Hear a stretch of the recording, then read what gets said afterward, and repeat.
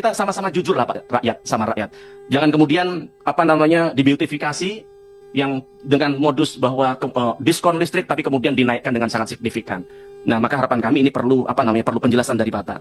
Karena saya ini kadang mikir Pak, PLN ini sebenarnya perusahaan negara yang melindungi rakyat atau merampok duit dari rakyat begitu.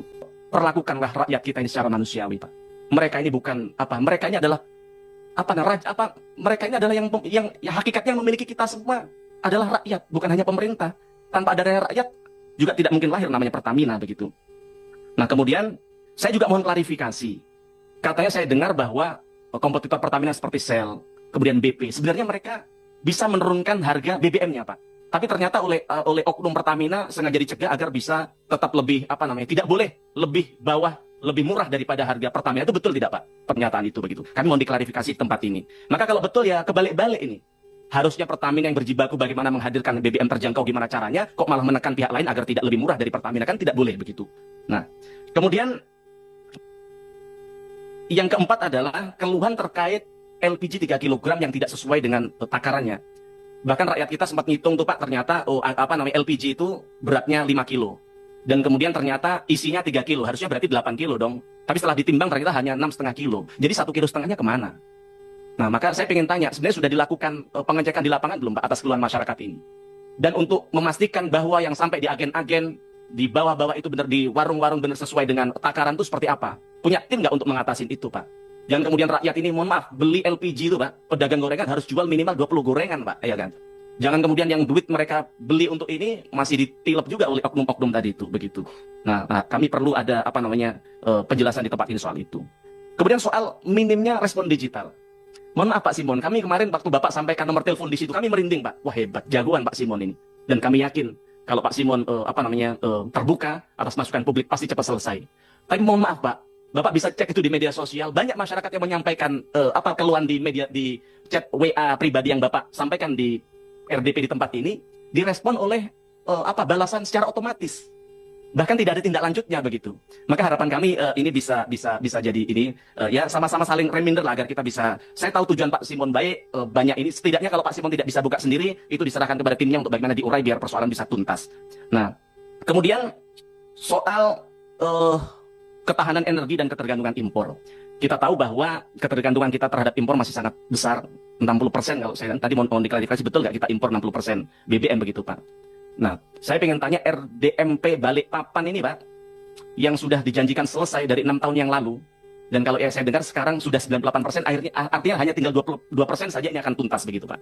Nah, saya ingin tanya ke Pak Simon, mohon izin pimpinan saya sedikit ya, sedikit. Gitu. Saya tanya Pak Simon, menurut Pak Simon RDMP Balikpapan kapan selesai? Kalau dari kami menargetkan Desember ini Pak. Desember 2025. Oke. Saya dan rakyat Indonesia hari ini menyaksikan dan kami pegang apa yang Bapak sampaikan, kami apresiasi, kami tunggu Desember harus selesai Pak. Mohon izin Pak, dulu di tempat ini 6 tahun yang lalu Pak Nurdin yang ini juga menyampaikan yang sama begitu, tapi tidak selesai-selesai. Bapak jangan takut terhadap mafia Pak, kami tahu ada yang menghambat ini Pak. Dan Bapak tahu kalau ini selesai Pak, kita bisa mengurangi impor dengan sangat besar dan kita bisa justru bahkan kita bisa ekspor begitu Pak. Kami tunggu Desember Bapak untuk selesaikan itu Pak. Terima kasih. Kemudian yang kedua soal PLN Pak. Hari ini Pak Darmawan, rakyat kita ini bingung hari ini Pak. Setiap hari mereka deg-degan, bahkan jantungan. Mereka merasa listrik tiap hari naik Pak, begitu. Apalagi setelah program diskon selesai, kemudian rakyat kita merasakan bahwa listrik naik dengan sangat fantastis 30-50%. Tapi kami lihat, kami tanyakan penjelasan dari PLN apa? Tidak pernah naik. Maka kami ingin jelaskan di tempat ini, betul tidak? Listrik itu naik atau tidak? Jangan bohongin rakyat kami terus-terusan Pak. Kalau tidak naik nyatanya bukan 1-2 orang Pak, ribuan, puluhan ribu rakyat kita yang merasakan bahwa ini naik begitu. Nah maka saya tahu mungkin Pak ini terlalu sibuk, saya minta tolong ditanyakan kepada tim di bawah itu betul naik atau tidak begitu, agar kita sama-sama jujur lah Pak, rakyat sama rakyat. Jangan kemudian dibeautifikasi yang dengan modus bahwa diskon listrik tapi kemudian dinaikkan dengan sangat signifikan. Nah maka harapan kami ini perlu penjelasan dari Bapak. Karena saya ini kadang mikir Pak, PLN ini sebenarnya perusahaan negara yang melindungi rakyat atau merampok duit dari rakyat begitu. Mohon maaf, naik 5.000, 10.000 itu, mohon maaf Pak, rakyat kami di bawah itu 1.000 rupiah aja kadang nggak pegang Pak. Mari sekali-kali gunakan akal sehat kita, hati nurani kita untuk bagaimana kita memastikan bahwa setidaknya sejujur-jujurnya lah sama rakyat ini. Kalau naik karena apa, terus atau karena kendala apa, yang penting perlu ada penjelasan kepada rakyat agar mereka tidak terus-terusan was-was atas hal ini begitu. Nah, kemudian Pak, soal PLN yang sering padam begitu Pak, yang kemudian berdampak, jangan tahu Pak, kalau listrik hidup mati itu mereka punya usaha seperti kulkas, UMKM kita itu mati dan kemudian rusak Pak, dan kemudian dan juga menurunkan produktivitas mereka Pak Darmawan begitu.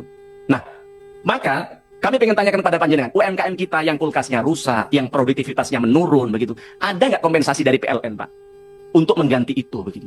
Nah, maka harapannya perlu ada kompensasi agar rakyat kita juga untuk beli kulkas itu juga perlu berjibaku dengan keringat begitu Pak. Nah, kemudian tentu sama tadi kurang lebih dengan Pertamina begitu, yaitu soal pelayanan dan respon yang lemot begitu. Nah, kadang saya mikir ini zaman digital tapi pelayanan masih manual begitu. Banyak rakyat kita menyampaikan lewat aplikasi keluhan tidak cepat direspon sama PLN begitu. Nah, kami juga pengen tanya kira-kira di tempat ini tolong dibukakan data sebenarnya keluhan masyarakat ada berapa dan yang sudah ditangani berapa Pak. Nah, kami pengen ada penjelasan itu di tempat ini. Mungkin itu dari kami Pak. Sekali lagi semuanya adalah kecintaan kami kepada Presiden, kepada rakyat dan kepada masa depan Pertamina dan PLN. Matur nuwun. Assalamualaikum warahmatullahi wabarakatuh.